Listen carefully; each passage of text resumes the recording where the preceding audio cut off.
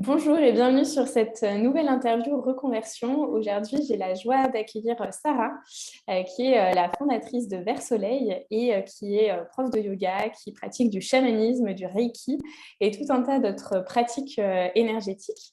Donc, en fait, elle fait plein de choses, Sarah. Elle a aussi un petit emploi chez l'Outil Lyon, mais elle va nous expliquer tout ça. Donc, bienvenue à toi, Sarah. Est-ce que pour commencer, tu peux un petit peu te présenter et nous dire qui tu es?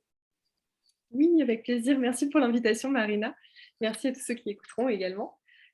Alors pour me présenter, effectivement, je fais beaucoup de choses différentes, beaucoup autour de, du réveil des consciences, de prise de conscience dans ses relations à soi et aux autres, en fait. Donc du coup, j'ai vraiment 2 parties. J'ai une partie, grand public, on va dire, ce que tu évoques du coup sur le yoga, le reiki, le chamanisme autour d'ateliers, de formats collectifs ou individuels.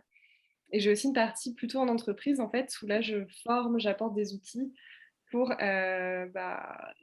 interagir un peu différemment avec soi-même ou avec les autres petit à petit.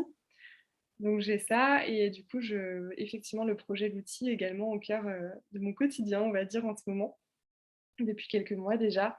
Où là, c'est un lieu, un centre qui accueille des formations, des formats autour du développement personnel et spirituel sur Lyon. Donc voilà, donc je navigue entre toutes ces casquettes. J'ai toujours eu beaucoup de casquettes, mais j'avoue que depuis que je me suis reconvertie, puisque c'est le sujet, j'en ai, beaucoup. J'explore beaucoup de facettes différentes, on va dire.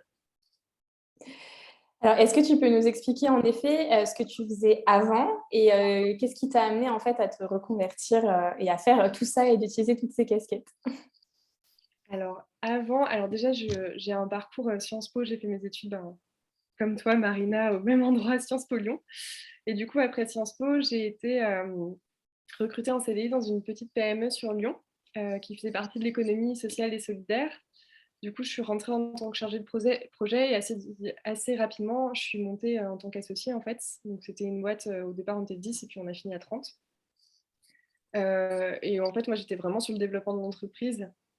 Donc j'avais aussi bien le commercial, la communication, que le recrutement, que l'informatique, que la RSE, la responsabilité sociétale des entreprises. Donc j'avais quand même beaucoup de sujets aussi déjà en interne, parce que forcément, petite boîte et en train de se structurer, donc avec beaucoup, beaucoup, en plus en forte croissance, donc avec beaucoup de sujets à adresser et qui arrivaient toujours un peu sur mon bureau, on va dire. Donc j'avais ça. Donc j'avais toujours un peu enfin, j'ai toujours su que de toute façon j'allais faire plein de choses différentes, mais là je le faisais vraiment au sein d'une seule même et seule structure. Et en fait, pour la reconversion, j'ai pas eu l'impression de vraiment le choisir, à vrai dire. Parce que quand j'ai décidé de partir, suite à un burn-out, parce que je pouvais plus rester en termes de valeurs, ça m'allait plus du tout. Je me suis retrouvée dans une période, où j'avais rien en fait, j'avais rien décidé de ce que j'allais faire, j'avais pas décidé de pourquoi j'allais partir. J'étais vraiment dans le flou total, je savais juste que je pouvais pas rester, pas 1 seconde, mais du coup, trop de semaines de plus dans cette ambiance et dans cette structure parce que ça me correspondait plus du tout et ça atteignait ma santé du coup. Donc je suis partie un peu en mode saut dans le vide, ce que je conseille pas forcément en termes de enfin, en tout cas, quand on est de nature stressée et très contrôlante, comme moi, c'était un peu compliqué. Mais du coup, ça m'a laissé le temps quand même pendant 3 mois, je me suis posée, j'ai rien fait et je me suis dit, «Bon, alors déjà, tu te définis comme autrement que par ton travail puisque, tu ne fais rien et en fait, tu existes toujours et tu es toujours une personne intéressante». Donc ça, c'était quand même quelque chose, ça m'a vraiment permis de faire ça parce que j'ai toujours été quelqu'un qui fait beaucoup de choses, qui est très dans le faire et en fait, quand on se retrouve à rien faire, on se rend compte que finalement, on est quand même une personne et qu'il y a pas besoin de faire finalement pour toujours être d'intérêt, pour toujours avoir des amis, pour avoir une relation, enfin bref. Donc ça, c'était très intéressant cette période, mais bon, du coup, pendant cette période-là, je suis revenue à l'entrepreneuriat en fait, qui est quelque chose que même à Sciences Po, j'avais commencé à expérimenter, qui me plaisait beaucoup et que je savais que j'allais mettre en place dans ma vie. Et en fait, à ce moment-là, je me suis dit: «Ben, est-ce que c'est pas le moment de se lancer?» parce que de toute façon, j'ai un cadre, personnel qui me permet de le faire. J'ai pas trop de risques et à un moment, si je veux entreprendre, il va falloir quand même prendre le risque, de se lancer à un moment et comme là, j'avais pas de «plan» entre guillemets, même si au départ, je me pensais quand même trouver un emploi, chercher un emploi salarié, je me suis assez vite rendu compte que c'était quand même l'opportunité idéale pour se lancer en tant qu'entrepreneur. Et donc, j'ai passé pas mal de temps à me former, à explorer pendant un an, je dirais que j'ai exploré, j'ai rencontré, j'ai testé. Ce qui m'amène aujourd'hui, du coup, ce qui m'a amené du coup un an après à la création de Versoleil, donc co-création puisque c'est avec ma petite sœur, non. Et en fait, on continue d'explorer finalement, avec Versoleil, c'est pas fini. Mais ce qui est intéressant peut-être, enfin on reviendra dessus, tu auras peut-être des questions, mais c'est que je me suis reconvertie dans le sens où avant j'étais dans l'assistance fonction support dans le domaine du handicap. Aujourd'hui, je suis vraiment dans l'accompagnement, on va dire holistique, si je peux résumer ça en peut-être 2 mots.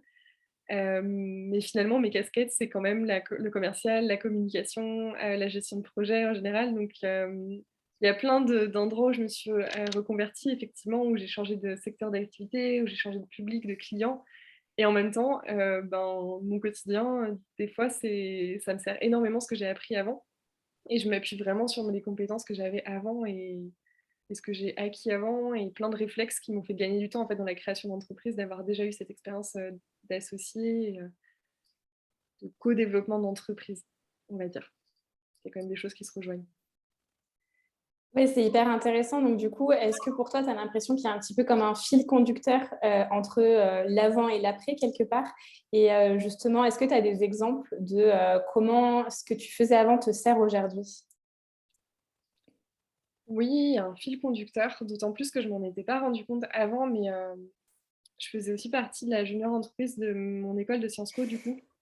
Et finalement, j'étais aussi au poste de développement, j'étais vice-présidente. Je crois que tu étais présidente, toi, mais moi, j'étais vraiment au Oui. poste commercial, communication. Enfin, en fait, j'ai l'impression que ça fait finalement, du coup, 7 ou 8 ans que j'ai ce genre de poste. Donc, cette espèce de fil rouge de développement de projet, en fait, en tout cas, après, que ce soit en entreprise à mon compte ou dans une entreprise en tant que partie prenante, que salarié. Donc, il y a quand même un fil rouge. Enfin, plus j'avance et plus je m'aperçois qu'il y a quand même un fil rouge qui donne du sens à tout ça. Et un exemple sur lequel j'ai pu m'appuyer sur les compétences que j'avais acquis, c'est peut-être un truc tout bête, mais comme j'avais déjà géré pas mal de projets, de marques, de développement de choses assez nouvelles, il y a des réflexes que j'ai eus au moment de la création de Versoleil que j'aurais peut-être pas eu si si j'étais pas passée par cette étape. Notamment, j'ai tout de suite acheté le nom de domaine avant même que ça soit public. J'ai tout de suite vérifié ce genre de choses. Parce que j'avais déjà eu cette expérience, j'ai tout de suite vérifié auprès de l'INPI, donc l'Institut de propriété intellectuelle des marques. J'ai déposé la marque Versoleil. Enfin, c'est des choses où vraiment, concrètement, je pense que si on n'a pas déjà vécu ça, c'est pas le premier truc auquel on pense en tant qu'entrepreneur. Et pourtant, c'est quand même assez important pour la pérennité de sa marque. Alors, ça ne veut pas dire que c'est essentiel et indispensable, mais en tout cas, la vision que j'ai de Versoleil, qui est quand même pour l'instant un embryon de ce que ça sera, je l'espère, dans les années à venir, j'avais besoin de passer par cette étape dès le début pour protéger en fait au maximum ce que je veux créer, quoi. Et ça, c'est parce que je l'ai appris dans ma précédente expérience, donc ça, c'est plus quelque chose à faire, mais après, j'ai gagné énormément de temps dans ma création d'entreprise aujourd'hui sur tout ce qui était business plan, comptabilité, des choses comme ça que j'avais faites un peu avant. Alors, pas forcément en tant que cœur de métier, mais je connaissais. Donc, du coup, ça ne m'a pas posé trop de problèmes de me pencher dessus, en fait, quand j'ai dû le faire moi-même. Et puis, la gestion de projet, en général, ça m'a toujours servi. C'est un peu de l'expérience, mais de savoir exactement anticiper, planifier, organiser une équipe parce que même si aujourd'hui j'ai pas encore d'équipe, en tant que telle, je travaille quand même beaucoup en partenariat avec des gens. Donc c'est toujours utile d'avoir un petit peu d'expérience là-dessus parce qu'on se trompe une fois, mais on se trompe pas deux en général. Oui, c'est sûr. En tout cas, merci pour ça parce que en plus, j'aime bien ça parce que tu fais des activités entre guillemets spirituelles et en même temps, il y a ce côté très concret aussi, très matière et qui est, je pense, une richesse que tu as en tout cas et qui est assez inspirant. J'aimerais revenir un petit peu, faire machine arrière sur ce que tu disais avant. Tu as dit quelque chose d'hyper intéressant qui était que tu t'es rendu compte que tu pouvais te définir autrement que par le travail et que tu existais aussi autrement. Est-ce que tu peux nous expliquer ce que ça veut dire un petit peu pour toi et qu'est-ce qui s'est passé pour toi à ce moment-là? En fait, ouais. Du coup, dans la période de transition où j'avais pas encore décidé ce que je voulais faire et la période où j'avais quitté du coup mon entreprise, c'était vraiment le flou et c'était pas quelque chose auquel je m'attendais dans ma vie en fait. Enfin, j'avais toujours enchaîné, j'avais même sauté une classe, enfin, j'avais toujours enchaîné beaucoup de choses et j'avais jamais vraiment une pause. En tant qu'étudiante, je faisais toujours des stages, je faisais toujours des petits boulots, même l'été. Donc, du coup, je m'étais jamais vraiment posée sans rien faire en me demandant, en fait, qu'est-ce que j'ai vraiment envie de vivre, en fait. Même pas en tant que faire, parce que ça, je l'avais bien expérimenté. Et en fait, ce qui était intéressant, c'était de me retrouver associée d'une boîte à 25 ans et me dire que j'avais atteint un certain seuil de réussite, en tout cas dans mes critères, et qu'en fait, ça n'allait pas du tout dans mon vécu quotidien. Donc, du coup, je me suis vraiment posée pendant ces 3 mois en mode, bon, en fait, le faire là, c'est bon, on a expérimenté, tu as réussi, en tout cas, avec de gros guillemets, hein, à atteindre un niveau que tu voulais, même si il y avait encore plein de choses à faire, mais bon, bref, sur le papier, j'avais atteint un certain niveau. Et du coup, j'espère que c'est clair, hein, tu m'arrêtes, hein, sinon. Et du coup, me suis retrouvée en mode, bon, en fait, le faire, t'as expérimenté, maintenant, qu'est-ce que tu as envie de vivre?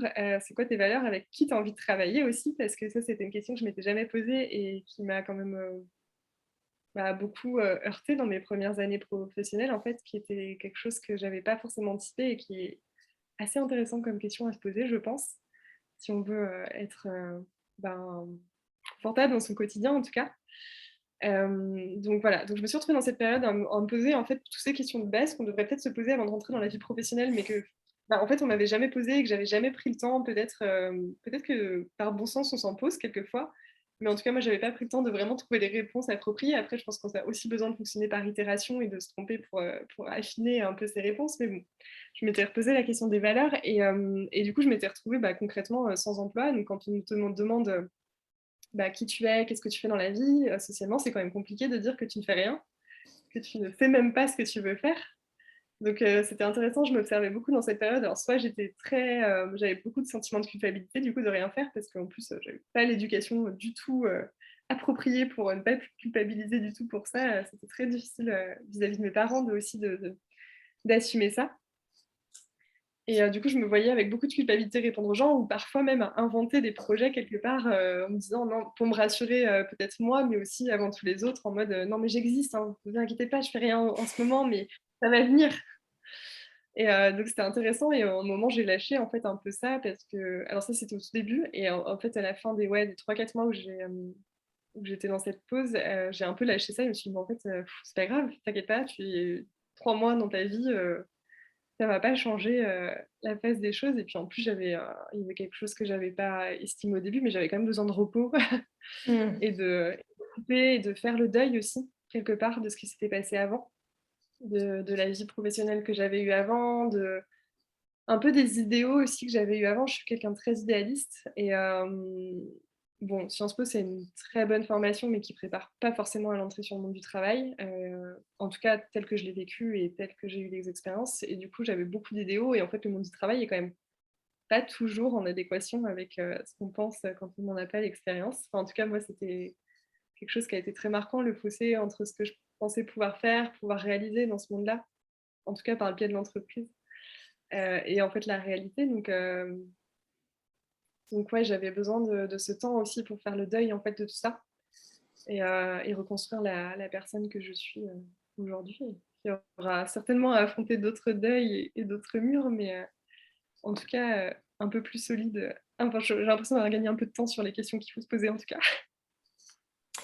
Ouais, c'est un peu ce qu'on dit, c'est plus ça arrive tôt, mieux c'est parfois, parce qu'effectivement, ça te permet après de réajuster sur la suite, même si après chaque Ouais. parcours est un petit peu est singulier aussi et à ses forces aussi. Donc, ouais. Mm. Tu nous as parlé du coup là de fatigue, de deuil, un petit peu des idéaux qui voilà, tombaient un petit peu à l'eau, quoi, où étaient vraiment remis en question. Dans cette période-là, est-ce que tu as utilisé certains outils? Est-ce qu'il y a des choses qui t'ont aidé un petit peu à traverser ça du mieux que tu pouvais? Ou voilà, est-ce que tu as fait des choses en particulier? En tout cas, alors pas forcément spécifiquement à cette période-là, mais dès le moment où ça a commencé à aller très mal dans mon entreprise avec une personne notamment, j'avais mis en place beaucoup plus de méditation et de yoga que ce que je faisais avant. Ça faisait déjà quelques années que je pratiquais la méditation et le yoga, mais c'est vrai que le moment où ça a commencé à vraiment aller mal, j'ai encore plus médité et c'est quelque chose qui, je pense, m'a permis de prendre du recul en tout cas pas forcément d'aller bien, mais ça m'a permis cette prise de recul dont j'avais besoin pour, pas me sentir happée et pour pas me sentir non plus, responsable. Enfin, si d'une certaine façon je l'étais, mais, pas me sentir, culpabilisée ou coupable autre que mesure, enfin pas prendre tout le poids du monde sur mes épaules, on va dire, c'était un peu ça, ça m'a vraiment permis ça. Après comme outil, j'ai pas mis beaucoup d'outils en place. J'ai vraiment mis enfin moi ça passait beaucoup par le yoga et la méditation parce que j'avais un gros besoin de reconnexion au corps et en général et de prise de recul. Après j'ai fait beaucoup d'écriture, de vision board, de choses comme ça pour essayer de me reprojeter dans autre chose et qui était parfois un peu différent. Donc j'ai beaucoup utilisé l'écriture, et les rencontres en fait. Je sais pas Mmh. si on peut appeler ça un outil, mais je pense que ce qui m'a le plus aidée, dans ces mois de transition et qui m'aide encore beaucoup aujourd'hui d'ailleurs, à continuer à faire évoluer mon projet vers quelque chose qui me ressemble, c'est vraiment les rencontres. Je crois que c'est quelque chose qui me nourrit, vraiment profondément, qui me permet de en fait, c'est bête, mais quand je rencontre quelqu'un, déjà de poser des mots sur ce qu'il y a dans ma tête et de pouvoir échanger là-dessus, même si c'est flou, même si on ne sait pas où on va, même si c'est juste une idée en l'air, et ben, en fait, ça permet de la confronter et de ressentir aussi quelque part dans son corps, est-ce que c'est OK ou pas? Est-ce que ça pétille ou pas? Et du coup, ouais, c'est vraiment un conseil que je donne, de s'entourer. Enfin, ça, c'est un truc qu'on m'avait toujours dit, c'est parce que c'est un moment que je dis que je veux entreprendre et on m'avait toujours dit: «Surtout ne reste pas seule». Et c'est Ouais. toujours un truc que je m'étais dit: «Bon, enfin, oui, OK, très bien, mais bon, c'est bizarre comme premier conseil à donner». Et en fait, avec un peu de recul, il y a ça effectivement que c'est ce qui m'aide le plus et aujourd'hui, c'est ce qui m'aide à traverser, bah, à la fois les bons moments et les mauvais, en fait. D'avoir su m'entourer, de savoir, exprimer peut-être, où j'en suis, même quand c'est pas clair. Donc voilà pour les outils. Ouais, en effet, c'est un super bon conseil d'être entouré, je suis complètement d'accord. Tu as parlé aussi de saut dans le vide. Est-ce que tu peux nous expliquer ce que ça veut dire pour toi? Qu'est-ce que tu as ressenti et vécu, dans ce saut dans le vide? Alors, c'est une très intéressante question. J'ai pas réfléchi à ça. Non, alors saut dans le vide pour moi, ça serait, plonger dans quelque chose d'assez inconnu, en fait. Moi, je l'ai senti comme un saut dans le vide parce que là, j'atteignais la limite de ce que je connaissais, de ce que j'avais projeté dans mon idéal et que du coup, comme ça n'allait pas, il allait falloir sauter dans le vide et tester autre chose, pour atteindre cet idéal. Donc c'était vraiment ça. Hem, donc c'était effrayant et en même temps, enfin, c'était vraiment une période très compliquée à vivre, plutôt socialement, en fait, vis-à-vis des autres. C'était compliqué parce que pas forcément beaucoup de compréhension des gens qui étaient là, mais c'est comment ça tu vas ne rien faire, tu ne sais pas ce que tu veux faire? Enfin, alors que c'est vrai que j'avais toujours eu un profil plutôt assez déterminé à afficher ce que je voulais faire et pas trop d'hésitation sur ça. Donc ouais, saut dans le vide, de pas savoir quoi faire, de se lâcher de la grappe aussi là-dessus et puis aussi de, mince, j'ai perdu ce que je voulais ce que je voulais dire, c'est que ça devait pas être important. Vraiment saut dans le vide vis-à-vis de ça et aussi, bon après c'est très lié à ce que je fais aujourd'hui qui est d'entreprendre, mais même quand on n'entreprend pas, je pense que changer de secteur, de voie, de quelque chose qu'on n'avait pas forcément imaginé, où on ne connaît pas forcément, on n'a pas forcément de réseau, c'est de toute façon un saut dans le vide, surtout quand en plus ça ne correspond pas ni à son éducation, ni à sa culture. Effectivement, tu l'as dit un peu tout à l'heure, je suis quand même très ancrée dans la spiritualité, j'ai, plein de formats là-dessus sur les consciences. Bon, bah, ça a été compliqué d'aborder ce sujet avec mes amis, avec ma famille au début, quoi. Qui comprenaient pas d'où ça sortait parce que j'en avais jamais parlé alors que ça faisait intrinsèquement partie de moi depuis très longtemps. Mais ça a quand même été, un autre saut dans le vide que d'assumer pleinement toutes les parties de moi, en fait et de révéler, bah, que c'était ça qui m'animait et que j'allais, finalement, bah, consacrer beaucoup plus de temps que ce que j'avais prévu à ces sujets-là et même publiquement parfois. Donc ouais, ça a été compliqué, mais le saut dans le vide, c'est hyper régulièrement parce que ça a été un gros saut dans le vide, matériel, on va dire, où il y a vraiment eu un changement de vie dans mon quotidien, mais j'ai l'impression d'en avoir fait un autre de saut dans le vide cette semaine, en fait, ce qui est assez intéressant. Hem, c'est quelque chose qui a été très éprouvant pour moi, dur et à vivre émotionnellement cette période où j'ai quitté du coup mon ancienne boîte à laquelle j'étais très attachée. En plus, c'était quand même ma première expérience professionnelle, donc je pense qu'on a toujours un petit peu d'attachement. C'est un peu sa référence en plus quand c'est la première. Enfin, j'imagine en tout cas. Euh, et en fait, je m'aperçois que je continue à encore 2 ans, 2 ans et demi après, à des fois avoir des résurgences de cette expérience et à observer et à pas forcément nettoyer, mais à accueillir. Et en fait, cette semaine, je me suis rendu compte que j'avais, parce que du coup, je travaille, alors je suis en freelance avec d'autres entreprises, mais c'est vrai que je veille toujours, du coup, moi, depuis cette expérience, je me suis toujours dit, je ne mets plus mes œufs dans le même panier, en fait. J'aurai toujours plusieurs activités parce que je ne veux plus dépendre que d'une seule entreprise. Même salarié ou non, je ne veux plus dépendre que d'un seul truc. Et du coup, en fait, cette semaine, je me suis aperçue que je multipliais aussi beaucoup de choses parce que j'avais peur de perdre ma liberté ou mon indépendance quelque part. Et en fait, je me suis rendu compte que je pouvais ressauter dans le vide aujourd'hui. Là, maintenant, au moment où on enregistre, je me suis rendu compte hier, je pouvais ressauter dans le vide en me disant, mais en fait, la liberté, oui, c'est bien d'avoir plusieurs activités, mais à un moment, c'est pas parce que tu les multiplies que tu es plus ou moins libre. C'est ce que tu choisis, c'est les projets que tu choisis, dans lesquels tu choisis d'investir. Et ouais, là, je suis dans une phase où je me dis, en fait, non, arrête de multiplier ta liberté, même si tu as 2 ou 3 projets, tu vas te l'assurer parce que tu as un fonctionnement aujourd'hui qui va te permettre de l'assurer. Et je sais pas si c'est très clair, en tout cas, j'ai pas l'impression que ce soit si énorme que ça quand je le dis, mais vraiment, ça m'a fait enfin, vraiment, cette semaine, ça m'a fait un ouf et comme un poids qui partait de mes épaules. Et là, je me suis dit, ah, ok, bah, bon, on va pouvoir appliquer ce nouveau fonctionnement et du coup, bah, créer encore différemment d'aujourd'hui, quoi, de ce qui s'est passé ces dernières semaines. Bah, merci pour ce partage et c'est vrai que c'est hyper intéressant parce que quand on veut se reconvertir, souvent, la valeur liberté, elle est assez forte. Et il y a effectivement cette volonté d'être libre, qui plus est si on s'installe en tant qu'entrepreneur. Donc du coup, ça m'amène un peu à cette question. Qu'est-ce que c'est pour toi la liberté professionnelle? Je pense que tu as commencé à y répondre, mais est-ce que tu voudrais rajouter quelque chose par rapport à ce que tu viens de dire? Je pense qu'il y a 2 aspects. Moi, la liberté, c'est clairement une de mes premières valeurs. Donc c'est quelque chose qui m'anime depuis très longtemps et c'est aussi pour ça que je veux entreprendre. Mais donc du coup, il y a le fait de pouvoir s'assumer financièrement, je pense, qui répond à cette liberté parce que de toute façon, factuellement, on vit dans un monde très matériel et si on n'a pas cette sécurité, enfin, la sécurité financière, c'est pas le bon mot, mais si on n'est pas capable de s'assumer financièrement, il y a un moment, la liberté, ça va être quand même plus compliqué, je pense. En tout cas, pour moi, ça rentre dans ma définition du coup de pouvoir m'assumer financièrement pour créer cette liberté. Et il y a aussi la liberté de choix euh,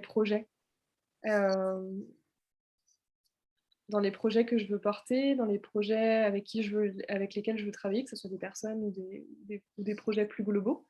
C'est quelque chose qui est hyper important pour moi. Et du coup, la contrepartie, c'est aussi se laisser la liberté d'abandonner. Quelque chose que j'avais pas forcément vu au début de ma vie entrepreneuriale, on va dire. Et qu'aujourd'hui, je touche du doigt de se dire, mais en fait, ma liberté, elle va jusqu'au point de pouvoir créer des projets qui m'animent et aussi de les abandonner quelques mois après si c'est plus enfin, si je suis plus animée par ça, en fait. Et ça aussi, c'est une prise de conscience assez récente, mais que j'intègre aujourd'hui dans ma définition de la liberté. Ce que tu dis, ça me fait penser à l'idée d'alignement aussi. Est-ce que ça te parle? Bien sûr. Ouais. Alors, du coup, pour toi, ça veut dire quoi être aligné? Et puis même, qu'est-ce que ça fait dans le corps? Qu'est-ce que ça fait dans l'énergie, dans tes émotions, etc. Ouais. Ah, entre les émotions, je l'attendais. Euh, Alors, quand je suis alignée, bon, ma définition très mentale du truc, c'est quand mon corps et mon esprit sont alignés. En gros, quand tout le monde est d'accord à l'intérieur de moi. Après, matériellement, ça se manifeste par, moi, beaucoup de joie. En tout cas, j'ai ce que j'appelle un GPS de la joie maintenant, qui m'indique en fait où est-ce que j'ai envie d'aller, où est-ce que j'ai plus envie d'aller, où est-ce que c'est lourd aussi des fois. Ça, c'est pour la liberté d'abandonner. Donc les émotions, ça serait vraiment la joie, presque une forme de transcendance aussi, si je vais un peu plus loin de quand c'est aligné. En fait, c'est tellement clair et ça va tellement même au-delà de ma petite personne, de Sarah, qui veut créer je sais pas moi, si je prends un exemple récent de son atelier de yoga, en fait, ça va tellement au-delà de ça que c'est presque de la transcendance quelque part. Et dans le corps, ouais, bah, c'est fluide, quoi. En plus, je suis quelqu'un, je fais beaucoup de yoga et je l'enseigne, mais je suis quand même quelqu'un qui me bloque très facilement au niveau des épaules, le ventre. Enfin, j'ai quand même beaucoup de stress encore aujourd'hui. Et ouais, quand je sens que c'est détendu, que c'est fluide, que ça se bloque pas, ben, en fait, pour moi, c'est complètement un signe que c'est aligné. Mais après, ce qui est le plus dur pour moi aujourd'hui, c'est de considérer que oui, c'est aligné une fois, mais c'est pas forcément aligné 2 fois ou c'est pas forcément aligné pendant longtemps. Et ça c'est un challenge que j'avais pas anticipé. Mais voilà, maintenant, à force d'observation de ce que ça provoque dans mon corps, de la joie aussi que ça crée et de la connexion aussi, je rajouterais la connexion parce que pour moi, c'est important, d'être alignée, de me sentir connectée, que ce soit aux autres, à mon projet, à mes envies. Enfin, je sais pas, il y a vraiment une notion de connexion aussi, que j'ai envie de rajouter. Merci, c'est une belle définition. Tu nous as parlé à plusieurs reprises du coup un petit peu du regard de l'autre finalement. Tu nous as parlé de ta famille, de tes proches, effectivement d'expliquer à certaines personnes que maintenant tu travailles autour de la spiritualité et que pour toi c'est quelque chose qui fait partie de ta vie en fait. Comment est-ce que tu as géré / tu gères ça aujourd'hui Le slash est important Ouais. puisqu'effectivement, ça se gère encore aujourd'hui. Je ne sais pas si je l'ai vraiment géré. Ça a été assez dur à assumer, en tout cas dans ma famille, enfin, mes proches, ça a toujours enfin, ouais, c'est quelque chose qui a pas été facile à assumer du tout, surtout qu'à un moment, j'ai choisi d'en parler publiquement, de la spiritualité, puisque j'ai monté un podcast, en fait, qui parle de ça, donc qui s'appelle, Graines d'étoiles, avec un épisode avec Marina et moi. J'ai un podcast qui parle de ça et du coup, ça a été un gros challenge pour moi déjà de me dire: «OK, je vais monter un podcast sur la spiritualité», mais typiquement, ça fait partie de quelque chose qui était tellement aligné avec moi à ce moment-là que je n'avais pas, qui est encore aujourd'hui d'ailleurs, que je n'avais pas du tout le choix en fait de pas le faire en fait. Je pouvais pas ne pas le faire en fait. C'était quelque chose qui me brûlait, j'avais tellement d'idées, tellement d'interviews, tellement de gens à montrer, d'expériences à partager que je ne pouvais pas le faire et donc en fait, le montrer publiquement, ça a quand même été là où ça a été un tournant pour m'assumer complètement et du coup assumer le regard des autres parce qu'un podcast, bah, il est public, globalement aujourd'hui on cherche mon nom, on tombe dessus. Il y a beaucoup, beaucoup de gens qui me connaissent à travers ça et qui du coup, ben, savent que j'ai cet ancrage spirituel et du coup c'est même plus quelque chose dont je parle aujourd'hui parce que les gens le savent. Enfin, c'est plus quelque chose, dont je parle. C'est plus quelque chose que je me sens obligée de justifier ou de porter, dans le domaine familial, donc du coup, c'est ni amical. Du coup, ça a été un grand changement quand même pour moi ça, parce que je me suis sentie libérée aussi pareil d'un poids et de toute façon, c'était public, donc à un moment, je pouvais plus prendre en compte le regard des autres et en plus, ce que je me suis aperçue, c'est qu'en sortant ce podcast, il y a beaucoup, beaucoup de gens auxquels je ne m'attendais pas qui sont venus me parler de spiritualité. Donc ça a commencé par des amis qui parfois, bah, dans des soirées que je faisais enfin, totalement normales où ça avait pas du tout enfin, pas du tout sa place, en tout cas en temps normal, bah, qui commençaient à venir me poser des questions et je me suis aperçue qu'il y avait besoin d'avoir des espaces en fait de partage autour de ces sujets, que les gens n'osaient pas forcément et qu'en fait tout le monde avait plus ou moins une expérience, bah, transcendante ou de connexion avec plus grand que soi. Et en fait récemment c'est drôle, parce que c'est même arrivé jusqu'à mon père qui a Waouh. commencé à me parler de ça, carrément ouvertement et je vais pas vous faire toute l'histoire de ma famille, mais globalement, athée, pas du tout, mais moi enfin jusqu'à mes 20 ans, je n'avais pas conscience de ce monde-là parce que de toute façon mes parents, avaient pas du tout cette ouverture et en fait, bah, quand la parole de mon père s'est libérée là-dessus, je me suis dit: «Ah ouais, OK, là il y a un truc». Là, c'est sympa de pouvoir assumer, vraiment qui on est parce que ça permet aux autres de le faire. Donc du coup, c'est pas toujours facile aujourd'hui pour moi dans tous les contextes, notamment en entreprise, d'assumer pleinement ça. Quand j'interviens dans des entreprises pour faire des formations, c'est vrai que c'est pas toujours l'angle par lequel j'approche les choses, mais bon, comme de toute façon, ça fait partie de mon être, quels que soient les mots ou le vocabulaire que j'utilise, je pense que c'est quelque chose qui se transmet et que j'assume aujourd'hui.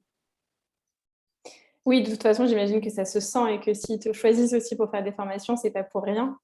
Mais ouais, en tout cas, c'est hyper intéressant. Comme du coup, tu vois, l'idée de ces interviews, c'est aussi de parler à des gens qui aimeraient se reconvertir et qui ne l'ont pas encore fait ou qui sont en train de le faire. Est-ce que tu aurais des conseils, des astuces ou je sais pas, des choses qui te viennent par rapport à l'idée de mieux vivre la peur du regard de l'autre? et effectivement d'oser être soi-même.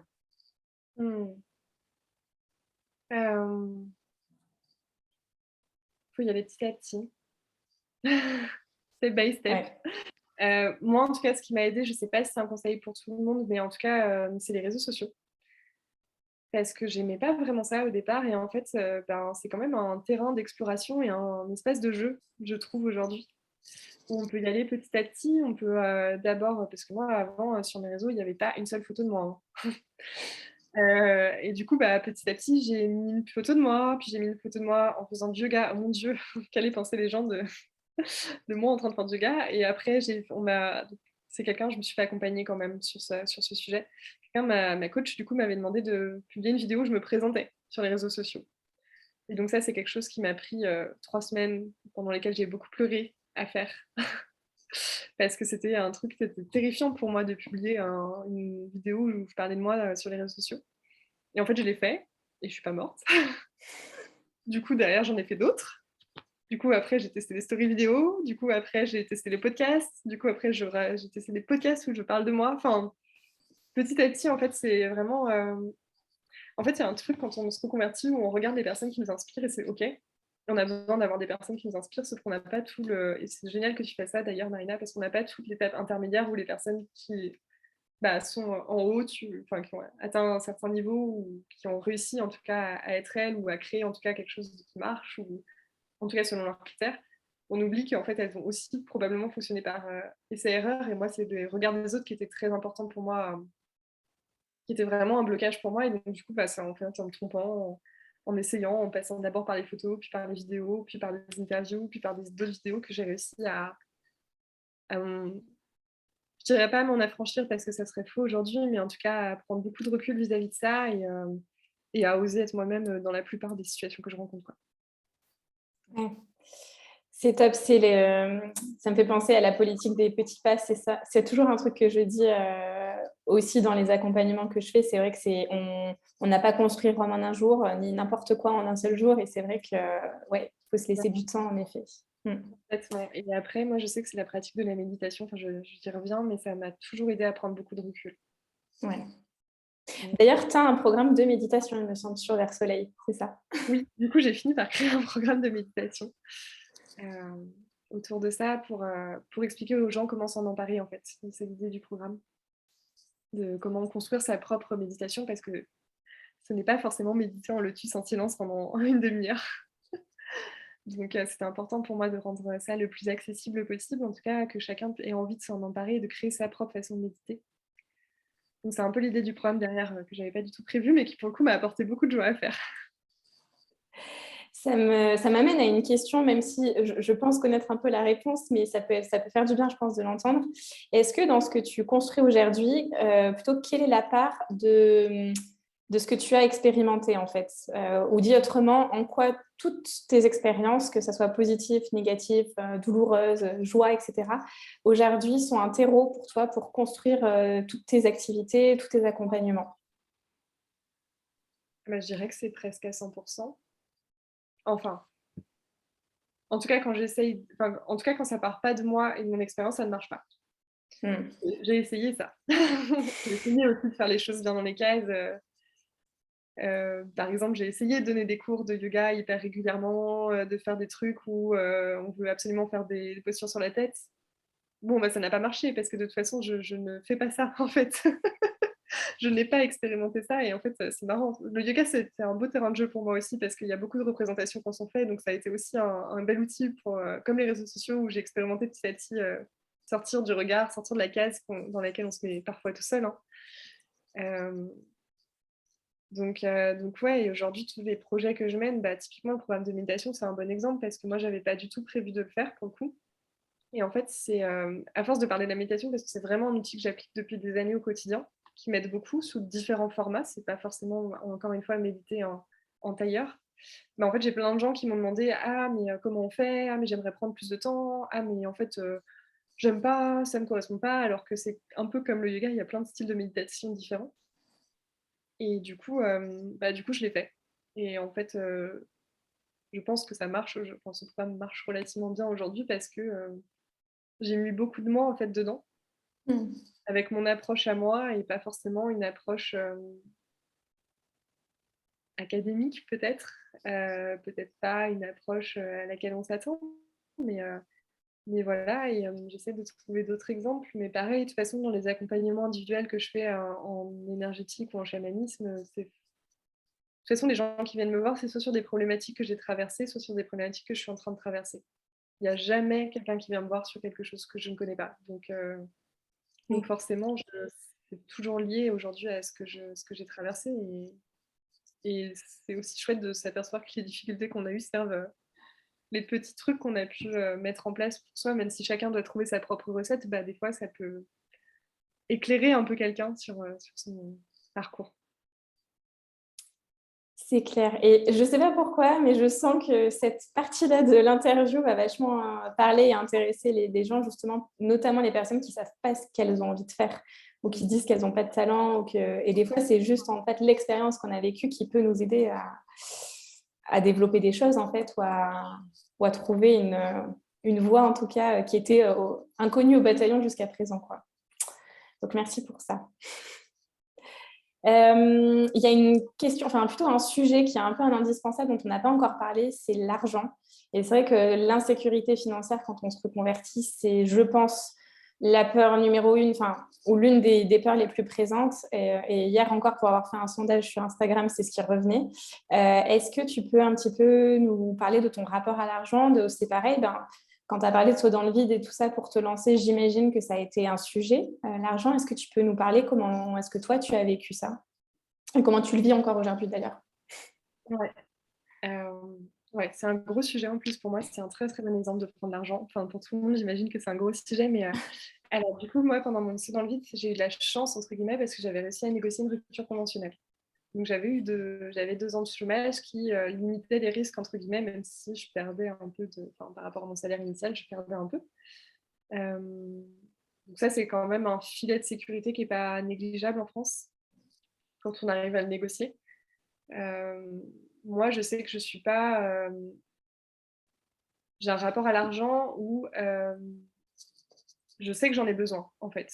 Je suis quelqu'un où je sais que j'ai besoin d'avoir une certaine, stabilité, j'ai besoin de pouvoir anticiper pas mal de choses et j'ai besoin d'être indépendante aussi. Parce que même si je suis en couple, même si je partage les frais du coup du quotidien, avec mon compagnon, j'ai toujours fonctionné sur un principe, relativement d'égalité et du coup très important pour moi de pas le laisser, le laisser gérer, assumer pendant que moi, je m'amuse à monter mes projets.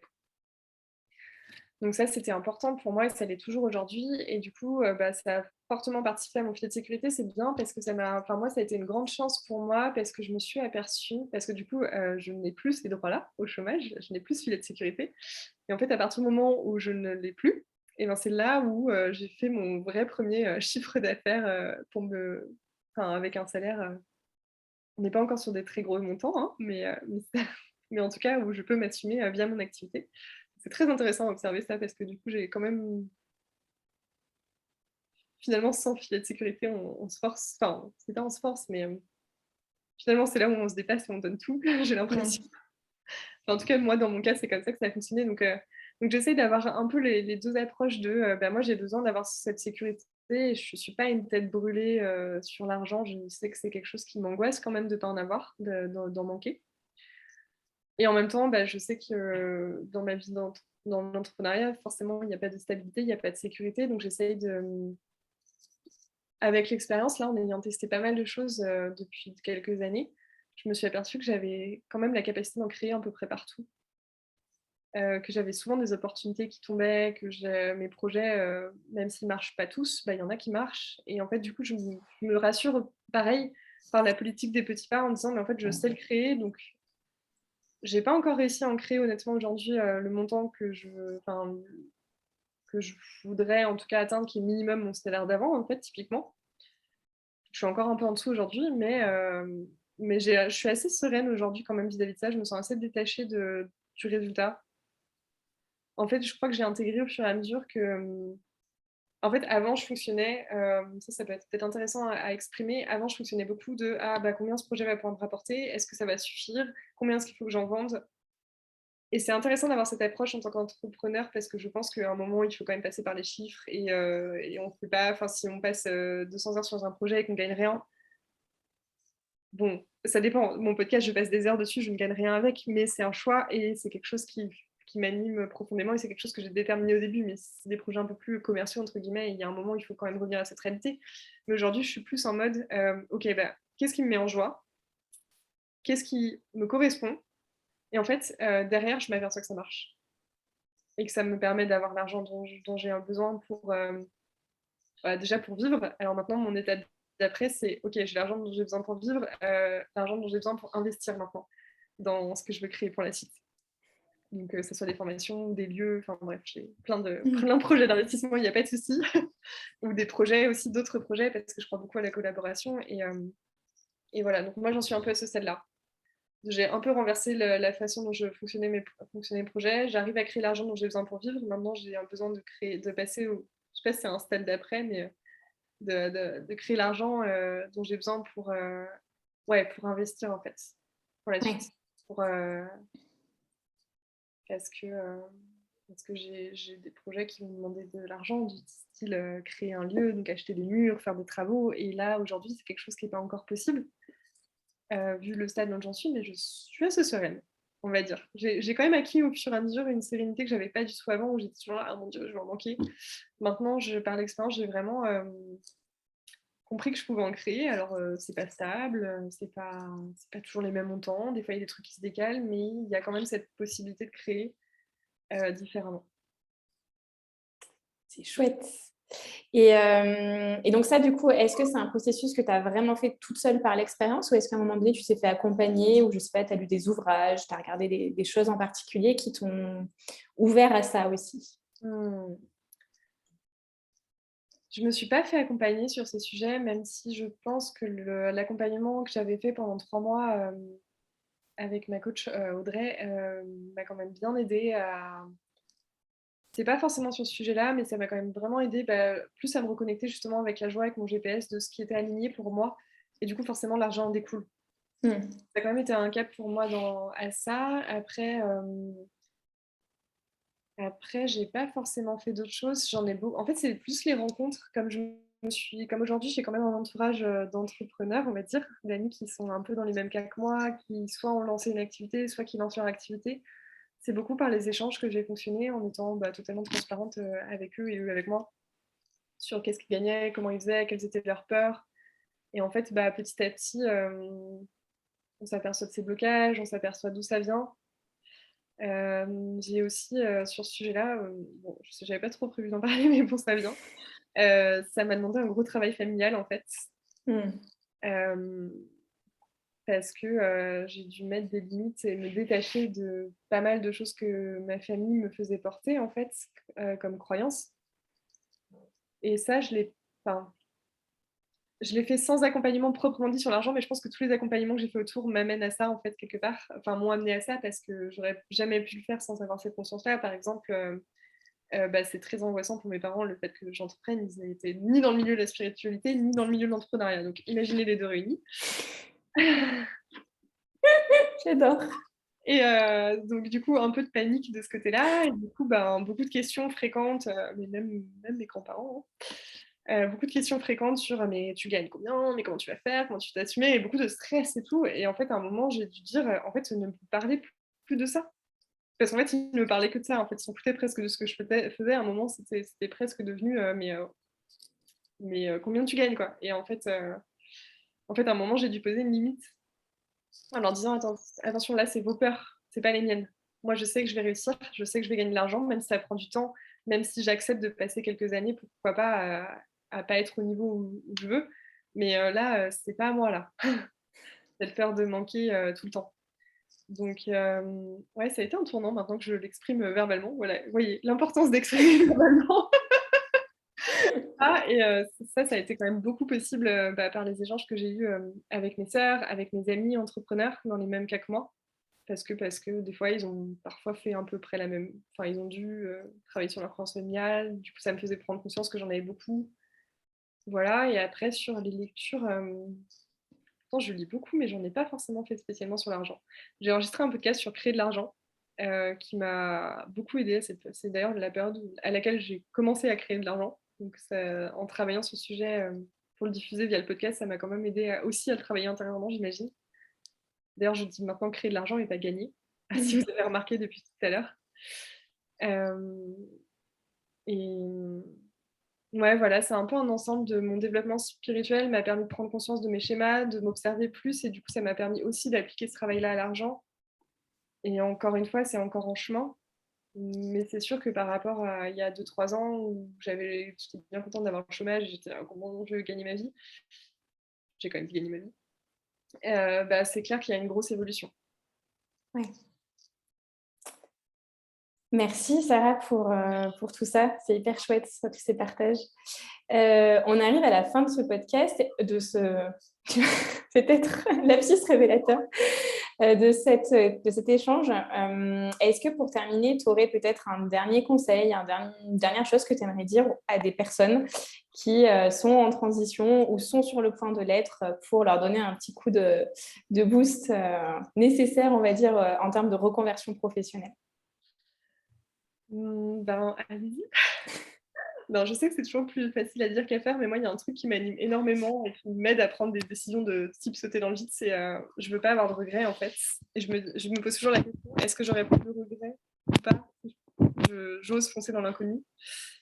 Et du coup, ça m'aide à me dire non, mais en fait, bah oui, vas-y, tant pis, au pire, tu trouveras une solution en fait. Si cette reconversion ne marche pas, ou enfin, voilà, en tout cas, au moment où je suis partie, je m'étais dit: «En fait, tu vas avoir trop de regrets si tu ne pars pas et tu ne tentes pas autre chose maintenant». Donc fais-le, la vie est trop courte. C'est un peu bateau, mais moi, c'est vraiment une question qui m'aide à sauter dans le vide. Eh bien, merci. Dernière petite question, où est-ce qu'on peut te retrouver sur les réseaux? Ou est-ce que tu as des actualités un petit peu de dernière minute aussi pour parler très brièvement de tes projets en cours, quoi? Merci. Bah, du coup, j'ai 2 comptes, j'ai 2 aspects réseaux sociaux. J'ai mes réseaux sociaux Sarah Van Severen, et puis j'ai aussi Versoleil, du coup, qui est l'entreprise que j'ai co-créée avec ma sœur, sur lequel on retrouve plus les accompagnements holistiques autour de la conscience, en tout cas grand public, on va dire. Et en actualité dernière minute, bah, j'ai ma retraite, mais c'est mi-mai, donc je sais pas si la vidéo sortira avant, mais en tout cas, celle-là, elle est mi-mai, mais j'en organiserai d'autres, qui sont vraiment des formats où on peut prendre le temps du coup d'explorer aussi un peu toutes les peurs et parfois les croyances, en tout cas accéder à d'autres espaces de conscience pour les ramener ensuite au quotidien. Voilà, ça sera un peu mon actualité. Sinon, je fais pas mal de choses sur Lyon en ce moment parce que je suis sur Lyon, mais, mais aussi des choses en ligne parfois, enfin voilà. Mais tout est sur Versoleil normalement. Parfait. Bah, écoute, de toute façon, je mettrai en description tes liens pour te suivre. Et puis, bah, merci infiniment à toi. C'était vraiment hyper enrichissant, intéressant. Moi, j'ai adoré. Et donc, voilà, grand, grand merci à toi. Merci à toi Marina, c'était un grand plaisir et j'adore. Merci Ouais, beaucoup de m'avoir donné l'opportunité de partager tout ça. avec plaisir. Et puis, bah, du coup, nous, on se retrouve pour une prochaine interview reconversion avec une autre personne inspirante. À bientôt.